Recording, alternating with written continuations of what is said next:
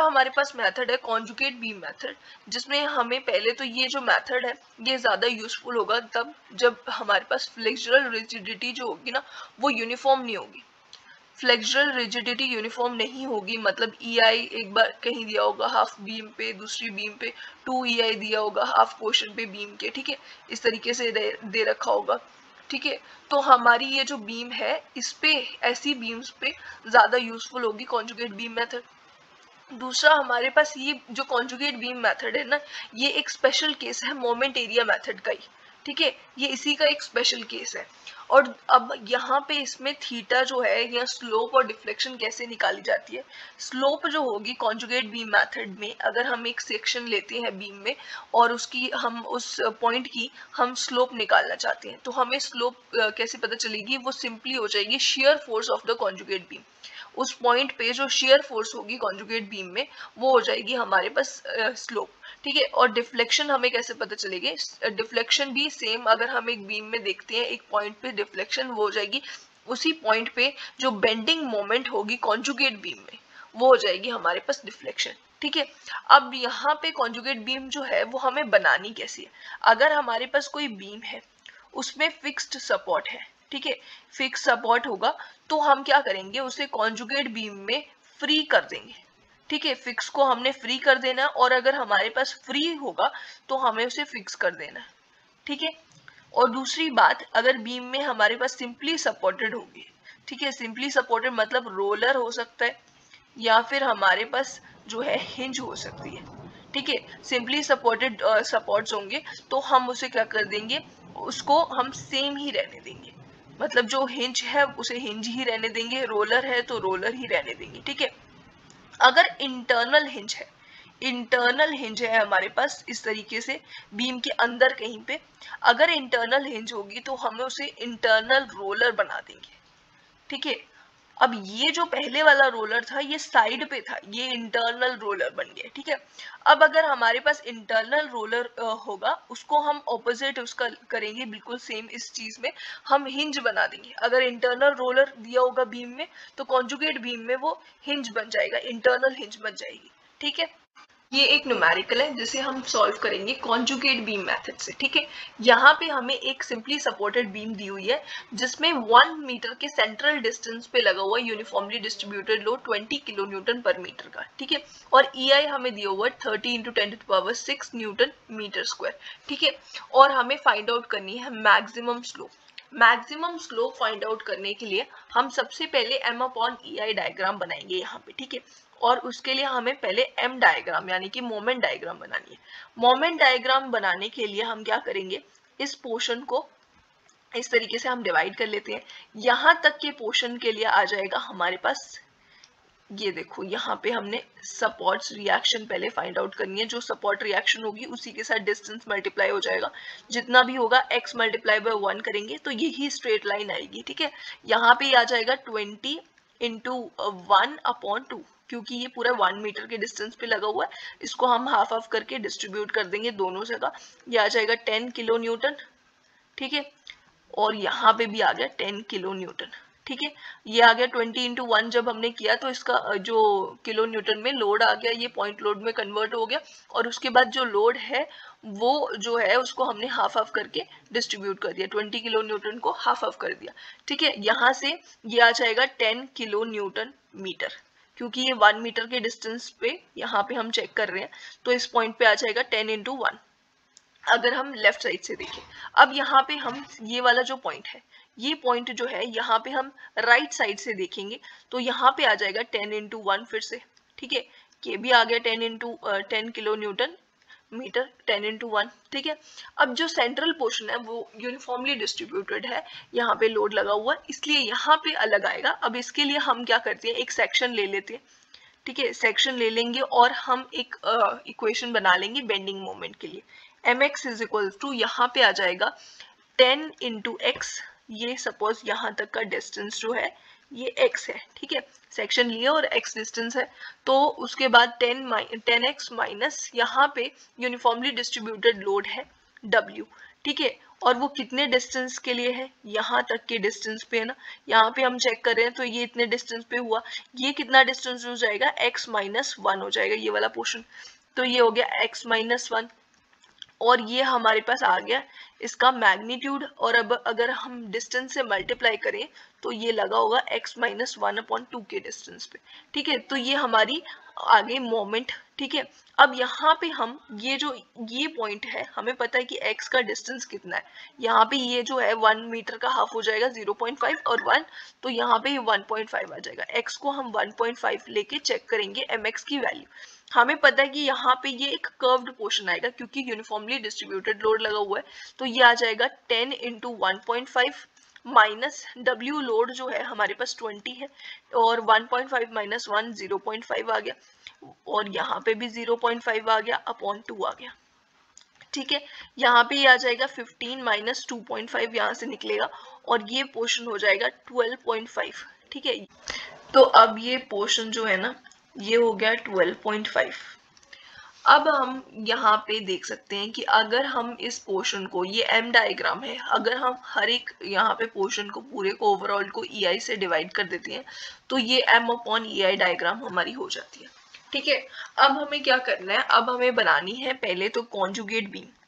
Conjugate beam में सबसे पहले जब भी हम ड्रॉ करते हैं हमें देखनी होती है जो सपोर्ट्स होते हैं, ठीक है। अगर फिक्स होगा तो फ्री हो जाएगा, फ्री होगा तो फिक्स हो जाएगा, और अगर सिंपली सपोर्टेड होगा तो सिंपली सपोर्टेड ही रहेगा।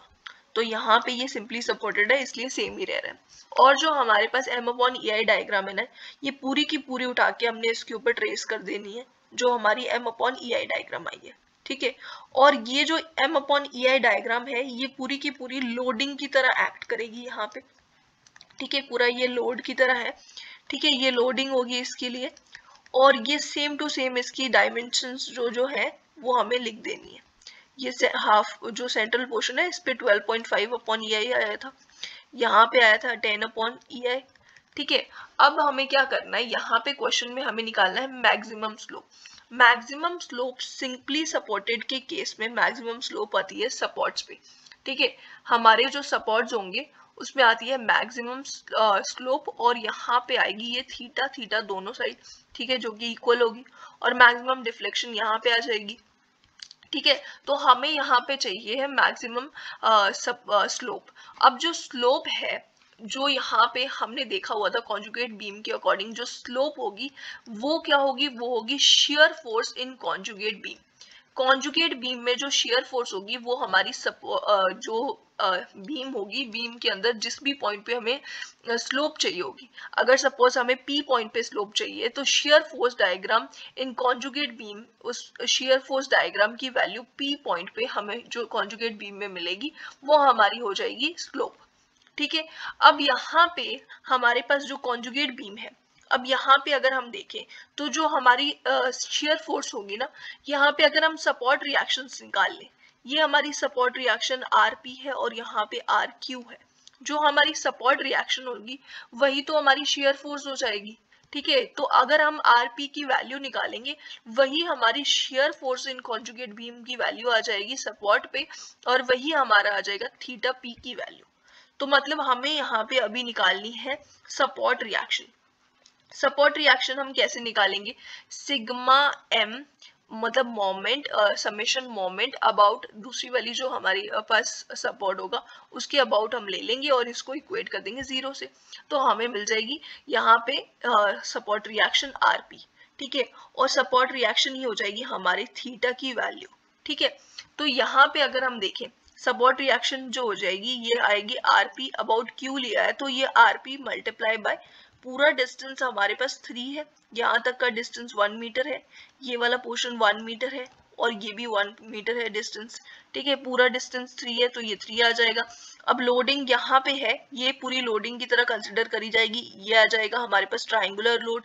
जो है, ये हो जाएगा ट्राइंगुलर लोड हो जाएगा 10/EI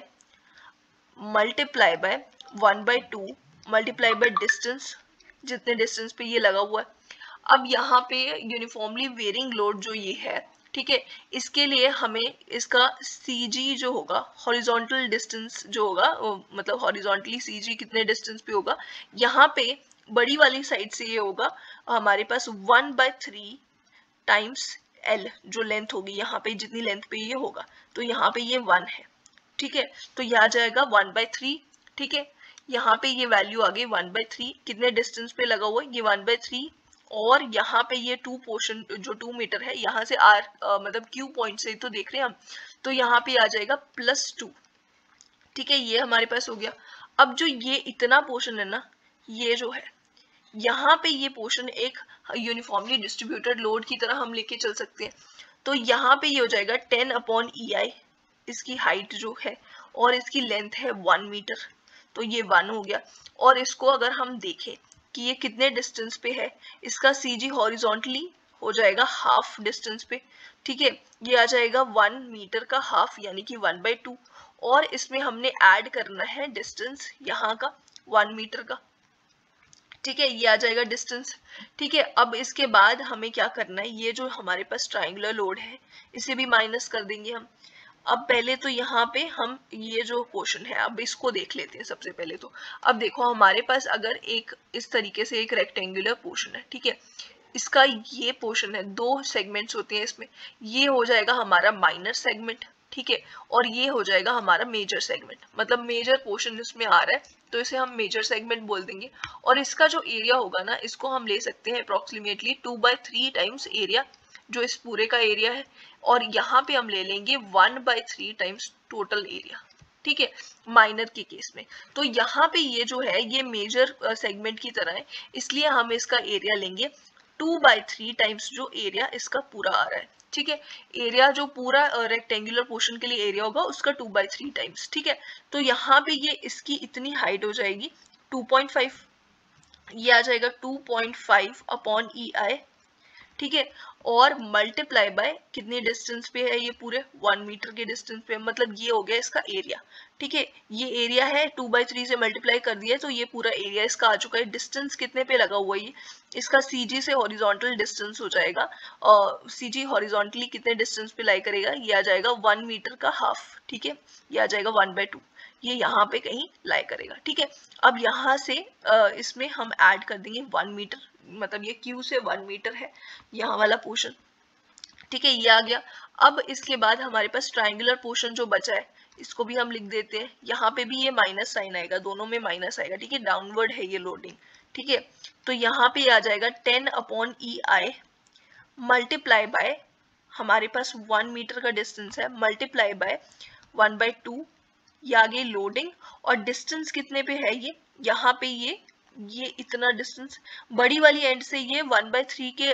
L के डिस्टेंस पे होता है, यहाँ से ये आ जाएगा 2/3L, मतलब L यहाँ पे 1 मीटर है तो ये 2/3 हो जाएगा, ठीक है, सिंपली। तो यहाँ पे RQ जो है, ठीक है, RP है ये, ठीक है, यहाँ पे ये RP है, जो RP है इसकी वैल्यू क्या आएगी यहाँ से, अब यहाँ पे आ जाएगा ये सबसे पहले तो ये जो पोर्शन है ये आ जाएगा यहाँ से 5, 3RP इज इक्वल्स टू, ये वाला पूरा पोर्शन में अब इक्वल टू 0 के बराबर सही है, ठीक है, ये पूरा पोर्शन अब मैं दूसरी वाली डायरेक्शन में लेके जा रही हूँ, यहाँ पे आ जाएगा 5 मल्टीप्लाई बाय 2 3 6 + 1 7, 7/3, और यहाँ पे EI भी लगा हुआ है साथ में, ठीक है, ये प्लस यहाँ पे आया 10 मल्टीप्लाई बाय 2 + 1 3/2, ठीक है, यहाँ पे आ गया 30/2 यहाँ पे, और EI, ठीक है, और कुछ नहीं है इसके साथ, यहाँ पे आ गया EI, ठीक है, तो ये हो जाएगा 15/EI हो जाएगा सिंपली ये, ठीक है। फिर उसके बाद इसके साथ प्लस ये वाला पोर्शन जो है, अब ये पोर्शन जो है यहाँ पे ये है 2.5 और ये 3/2, ठीक है, और यहाँ से ये 3/2 और 2 कैंसिल हो जाएगा, और यहाँ पे ये बच जाएगा 3 और 3 और ये भी कैंसिल हो जाएगा, तो 2.5 बच जाएगा सिर्फ, ठीक है, तो यहाँ पे आ जाएगा ये 2.5/EI, ठीक है।